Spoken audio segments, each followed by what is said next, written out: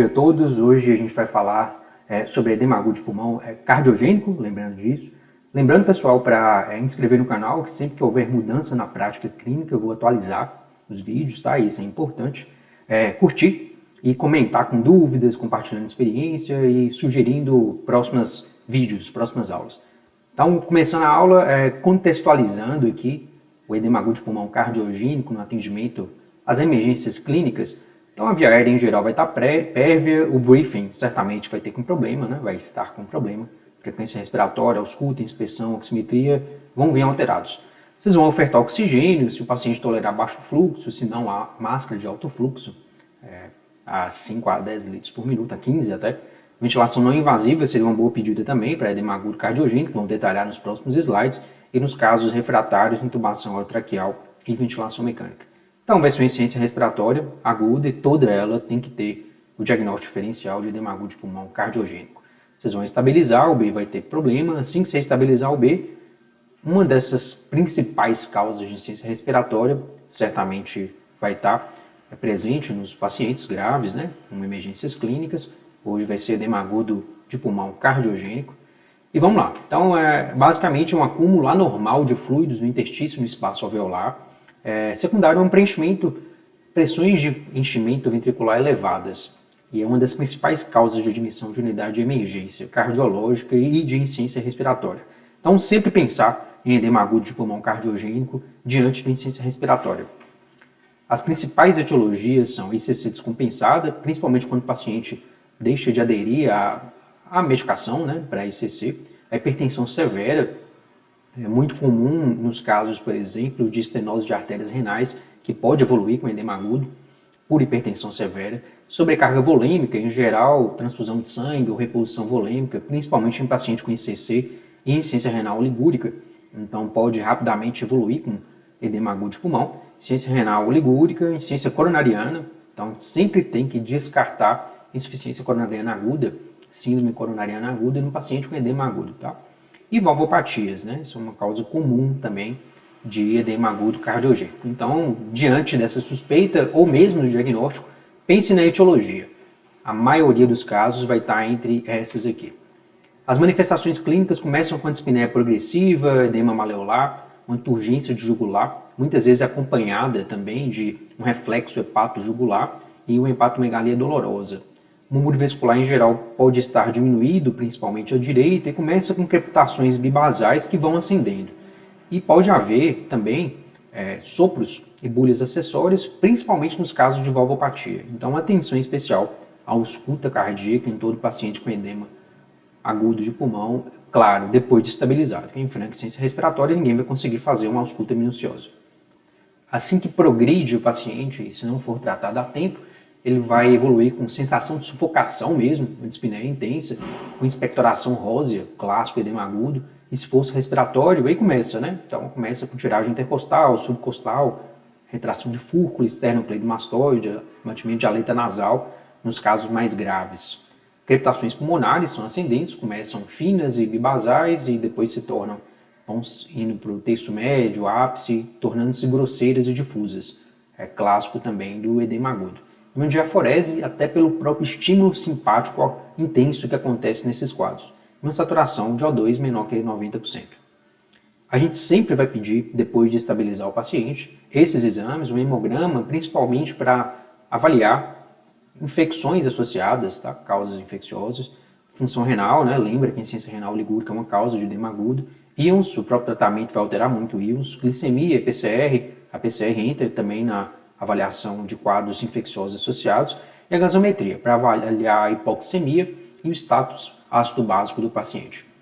Uma avaliação cardiológica sempre vai ser necessária, então ECG de 12 derivações é obrigatório, enzimas cardíacas, peptídeo natriurético atrial, BNP, se tiver disponível, peça, porque um BNP alto reforça a hipótese de edema agudo de pulmão cardiogênico, e um ecocardiograma transtorácico, para avaliar câmaras cardíacas, válvulas, se tem déficit segmentar, ou mesmo difuso, né, das câmaras cardíacas.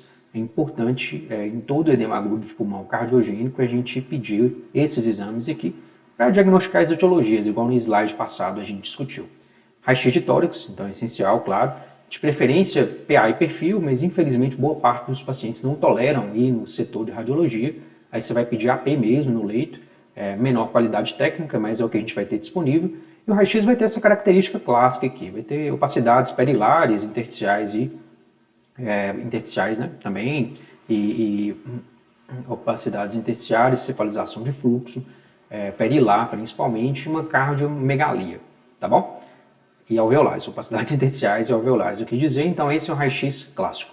Ultrassom cada vez mais utilizado nas salas de emergência, então a gente vai observar linhas B, mais de 3 linhas B por espaço intercostal, como sugestivo de edema agudo, embora é um achado inespecífico, né? Outras doenças pulmonares pode dar um achado mesmo ou parecido, e é muito operador dependente, mas é cada vez mais utilizado o ultrassom pulmonar. E a angiocoronariografia a gente vai pedir se a gente tiver uma suspeita forte de síndrome coronariana aguda, tá? Então, um paciente com um infarto, com supra, sem supra, uma angina estável, por ser multivascular, por exemplo, ele não vai melhorar só com as medidas clínicas, né? Ele vai ter que fazer algum tipo de revascularização aqui para sair do edema agudo. Os diagnósticos diferenciais a gente sempre vai pensar em TEP, menos comum a gente confundir, porque os achados radiológicos são outros, mas sempre pensar, tá? Pneumonia comunitária, aspirativa, tem opacidades, mas tem radiologicamente diferentes as opacidades pulmonares no raio-x. Crise asmática, exacerbação de DPLC, porque o próprio edema agudo pode dar sibilos e roncos também. Então a gente pode confundir isso aqui, tá? Então lembra-se desse diagnóstico diferencial. E o diagnóstico diferencial o mais comum, digamos assim, o mais difícil de fazer, é a síndrome do desconforto respiratório agudo, né? A antiga SARA, que opacidades são bibasais, nos 4 quadrantes pulmonares, e às vezes é muito difícil diferenciar do edema agudo se a gente não tem uma avaliação cardíaca boa, tá? Então é um diagnóstico diferencial importante esse aqui, graças a Deus bem mais raro.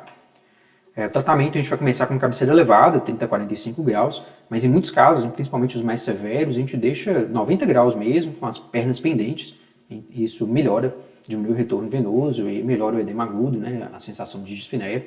A gente sempre vai ligar a oxigenoterapia, se tolerar, baixa o fluxo, cateter nasal 1 a 5 litros, se não tolerar, a gente passa para máscara de alto fluxo de 6 a 15 litros.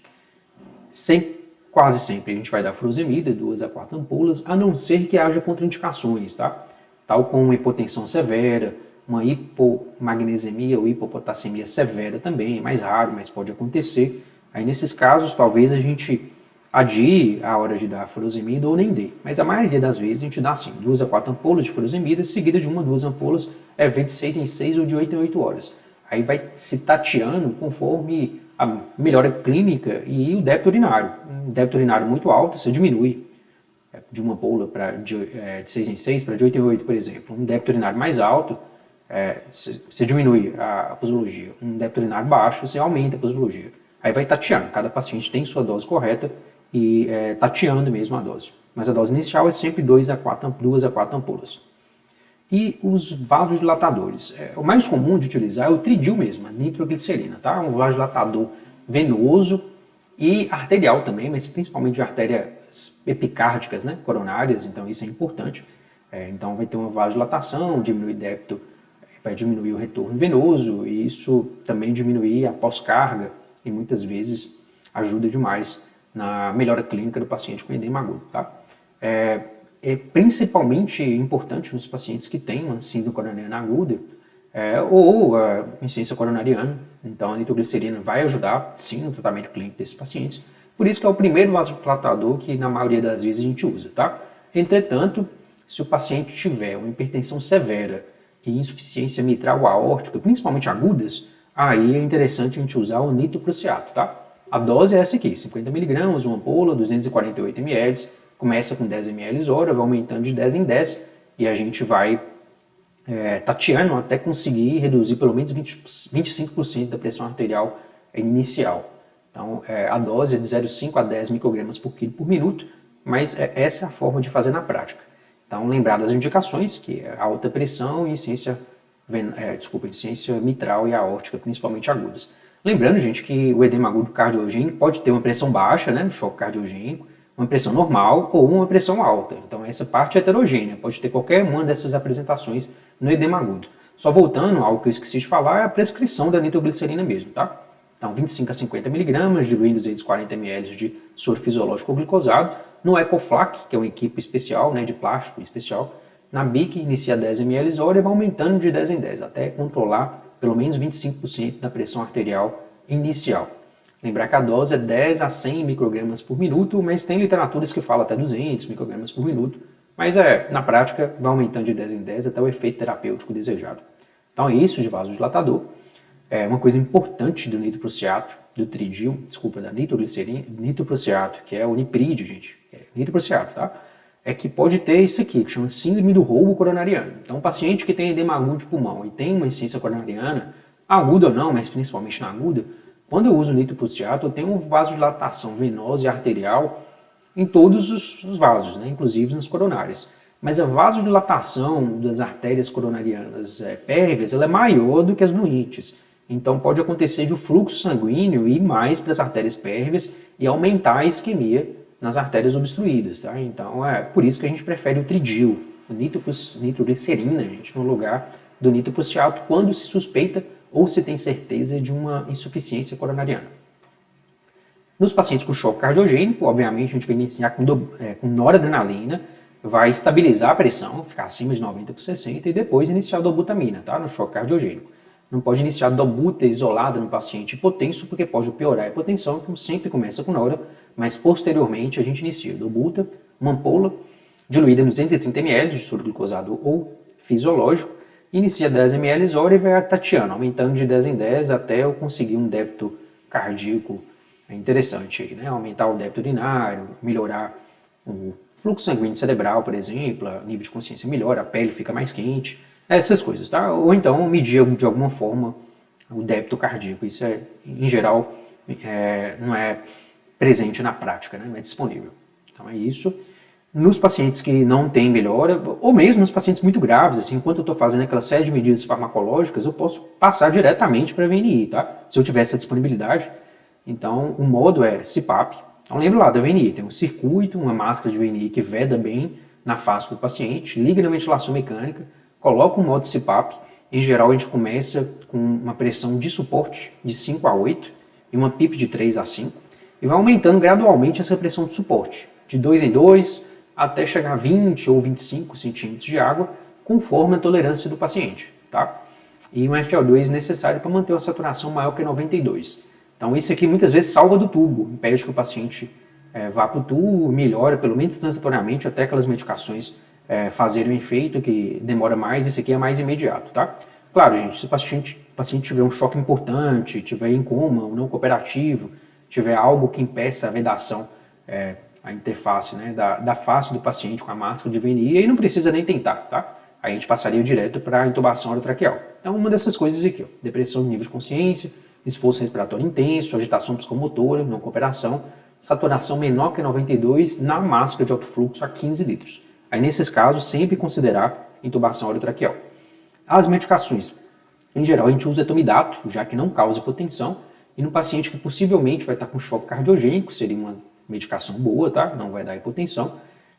Nos casos de edema agudo de pulmão hipertensivo, o fentanil é obrigatório, tá?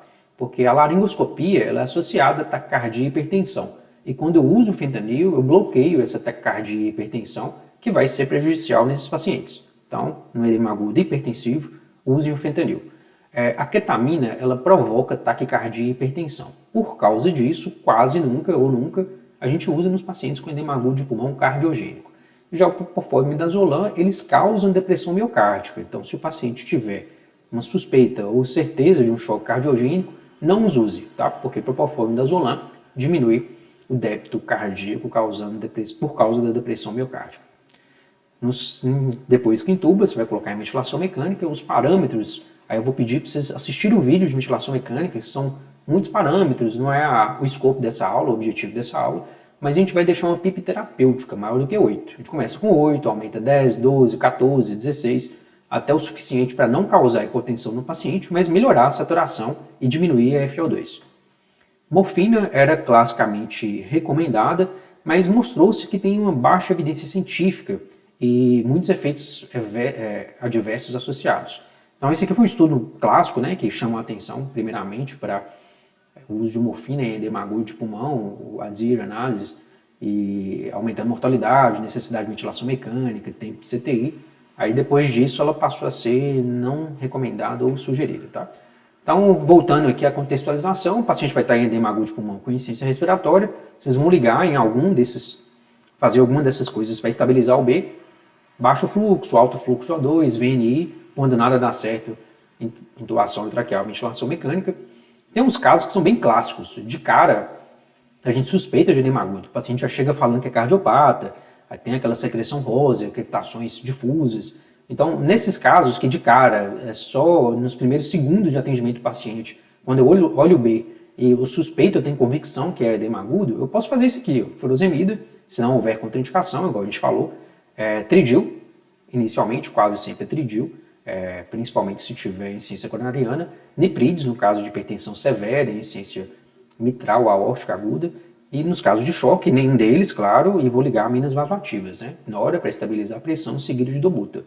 E VNI, tá? Então, tem uns casos que são tão clássicos e tão graves que a gente já dá oxigênio em alto fluxo, já prepara o VNI para ir ligando, já dá a furosemida, se tiver hipertenso, tridil ou nipride, conforme a gente discutiu no slide anterior, se tiver com choque cardiogênico, aminas vasoativas, primeiro Nora e depois dobuta. Então, isso é suficiente para a gente estabilizar o B e seguir em frente. Em alguns casos, eu não tenho convicção de que é edema agudo, mas eu faço toda a estabilização, igual mostra aqui. Às vezes eu tenho que entubar, dou máscara de alto fluxo, estabilizo, mas eu não tenho certeza ainda se é edema agudo de pulmão. Sigo para o ABCD secundário, que é a anamnese exame físico. Lá eu vou ter uma suspeita diagnóstica, tá? E vou pedir exames complementares, que é principalmente para diagnóstico diferencial. Se os exames complementares forem clássicos de edema agudo de pulmão cardiogênico e nenhum diagnóstico diferencial for fortalecido, essa hipótese, eu vou tratar com edema agudo e prescrever oxigênio, igual vocês já aprenderam, furosemida, como a gente discutiu no slide anterior, vasodilatadores ou aminas vasoativas, se choque cardiogênico, e prescrição do paciente grave, que tem uma aula só sobre isso, tá bom? Então hoje é isso, muito obrigado pela atenção de vocês.